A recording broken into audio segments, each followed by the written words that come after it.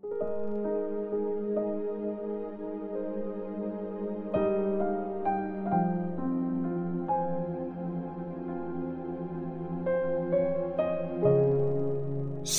Peter chapter 3.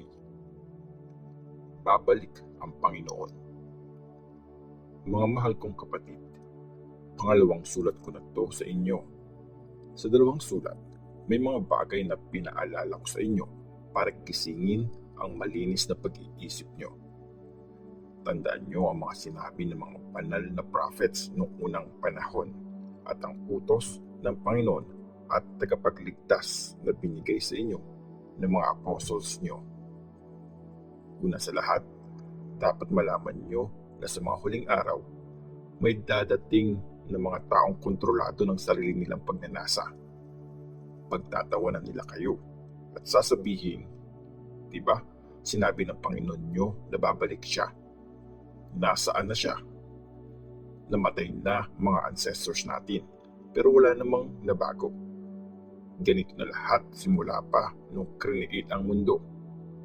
Sinasadya nilang baliwalain ang katotohanan na noong unang panahon, create ng Diyos ang langit at ang lupa gamit ang salita niya. Tapos, sa tulong ng tubig, nabuo ang lupa galing sa tubig. Tubig din ang pinangwasak sa naunang mundo nung nagkaroon ng matinding baha.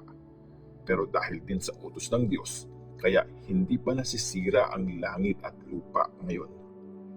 Nire-reserve ito para sa araw na i-judge at wawasakin sa apoy ang mga masasamang tao.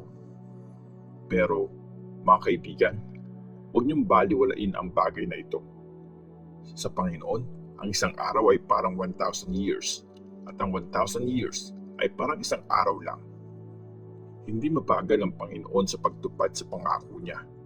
Di kaya ng iniisip ng iba. Actually, pinagpapasensya niya kayo kasi ayaw niyang may mapahamak kahit isang tao. Ang gusto niya, magsisi at tumalikod sa kasalanan ang lahat. Pero ang araw ng Panginoon ay dadating na parang magnanakaw. Sa araw na yun, mawawala ang langit kasabay ng malakas na tunog. Masusunog at mawawasak ang lahat ng nasa langit at mawawala ang mundo at ang lahat ng nandun. Since sa ganitong paraan wawasakin ang lahat, paano kayo dapat mamuhay ngayon? Dapat maging banal kayo at lagi kayong sumunod sa Diyos habang hinihintay nyo ang araw ng Diyos at ginagawa nyo ang lahat para mapabilis ang pagdating nito. Sa araw na yun, masusunog at mawawala ang langit at matutunaw ang lahat ng bagay sa langit dahil sa sobrang init. Pero hinihintay natin ang pinangako ng Diyos, ang bagong langit at bagong mundo. Maghahari doon ang katwiran ng Diyos. Kaya mga kapatid, habang hinihintay nyo ang araw na yon, gawin nyo ang lahat para mamuhay kayo ng mapayapa. Maging malinis kayo at walang masabing masama sa inyo sa harap ng Diyos. Isipin nyo kung gaano katiyaga ang Panginoon kasi gusto niya kayong bigyan ng chance para maligtas. Ganyan din ang sinulat sa inyo ng mahal nating kaibigan na si Paul gamit ang wisdom na binigay sa kanya ng Diyos. Ganito ang sinasabi niya sa lahat ng mga sinulat niya.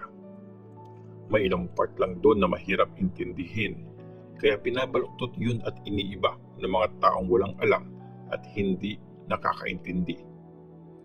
Ganyan din ang ginagawa nila sa ibang nakasulat sa scriptures, at iyan ang wawasak sa kanila. Pero alam nyo na yan, mga kaibigan, kaya lagi kayong mag-ingat para hindi kayo matangay ng mga maling tinuturo ng mga taong walang sinusunod na batas at di kayo matumba sa pagkakatayo nyo.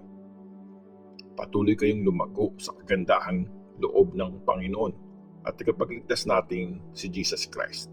At sana, mas makilala nyo pa siya. Purihin siya ngayon at magpakailanman. Amen.